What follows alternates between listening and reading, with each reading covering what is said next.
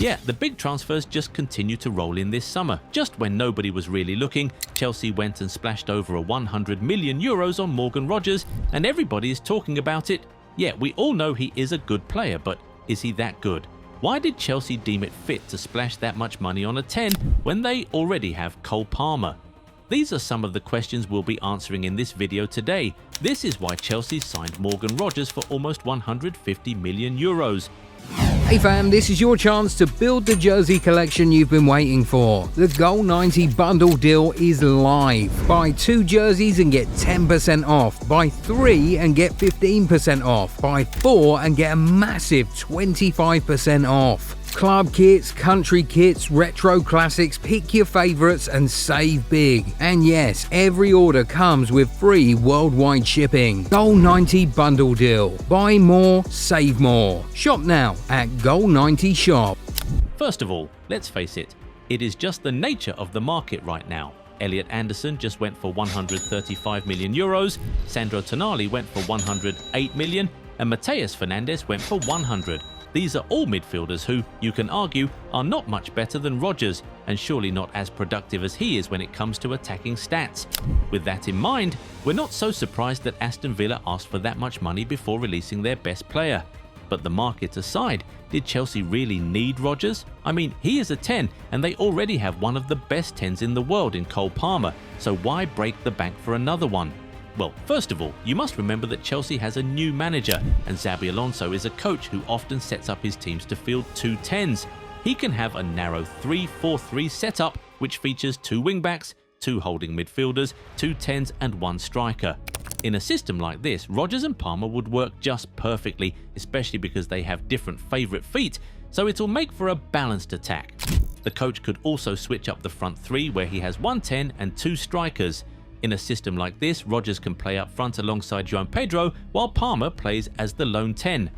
We have seen Rogers play as a false 9 and he played that role perfectly. Alonso could use him as that in Chelsea. I mean, at Bayer Leverkusen we saw Alonso use Grimaldo as a false 9, and in the Europa League final of all games, surely he'd be delighted to have a player like Morgan Rogers for that role. And this seems quite likely when you look at the business Chelsea is doing in this window. They have already put Nicholas Jackson on the market, which means that there's a possibility that Alonso is looking at Rogers as his candidate for second striker. What's more is that Rogers can also play on the wings. I mean, we just saw him play on the right wing for England at the World Cup in the semi-final against Argentina, and he was brilliant, even coming away with an assist.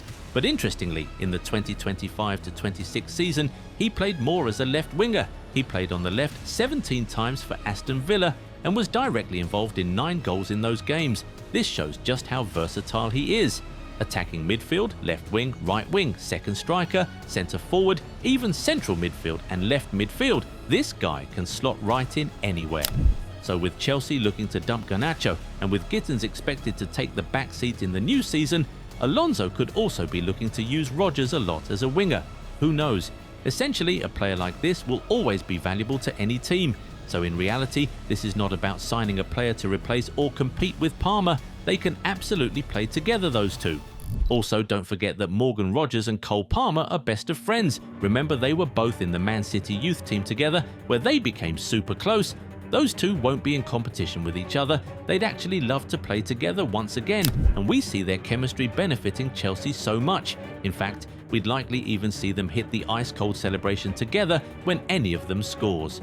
There are surely more reasons why Chelsea have broken the bank for Rogers, and we'll talk about them in a second, but if you aren't yet subscribed to the channel, now is a good time to go do that so you never miss out on our amazing content. Done? Okay, back to the video. The truth is that the numbers speak for Rogers, and they speak so loudly too. In the just concluded season, he was one of just 2 English players to hit double figures for both goals and assists for a Premier League club, after he scored 14 goals and provided 11 assists for Aston Villa. The only other Englishman who managed the double-double was Jarrod Bowen, who scored 11 and assisted 12 for West Ham. And he is a particularly very creative player. He was top 10 in the Premier League for most big chances created, and mind you, he was doing that while scoring a good number of goals too. He is also one of the best ball carriers in the league. He has the strength, brilliance and technique to pick the ball up from his own half and bulldoze his way into the final third. This makes him such a vital link between midfield and attack, and a team like Chelsea will find him very valuable. And they'll find him even more valuable because he is a player that really digs in. Fans have complained about Palmer's physicality and how easy it is to bully him off the ball, which sometimes makes him struggle in games where the opponents are strong and stay tight. But Morgan Rogers is a completely different player in that aspect.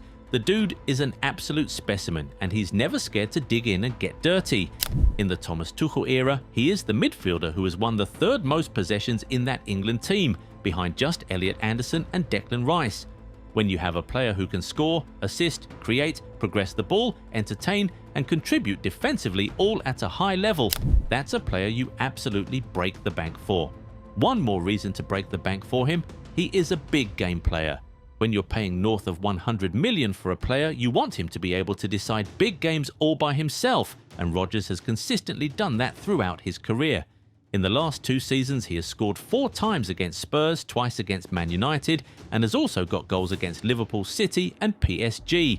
He also scored and assisted in the Europa League final to win Aston Villa their first ever Europa League trophy and their first major piece of silverware in 30 years. His goal in that game made him the youngest Englishman to score in a major European final in 25 years, while his assist took him up to 5 for the campaign, which meant that no English player has assisted more Europa League goals in a single season than him. And that wasn't even all. He also became the first Englishman to both score and assist in a major European final in 27 years. This guy right here is not only a big game player but also a record breaker. This is the type of player clubs do whatever possible to get in their team, so honestly, we can see exactly why Chelsea have gone and agreed to pay this much money for him, especially in the current market. I mean, we're talking about the 2024 EFL Cup top scorer, 2025 PFA Young Player of the Year, and 2026 Europa League Player of the Season. He already has a pretty solid CV at the age of 23, and he will only get better, especially when he's at a bigger club and surrounded by better players. Speaking of his age, it makes him fit perfectly into the recruitment philosophy of the new Chelsea owners, so that's another reason why they have gone for him. And as we'll always say, big clubs love it when you show that you want them over anybody else, and we're sure that that's one of the reasons Chelsea were eager to complete this deal.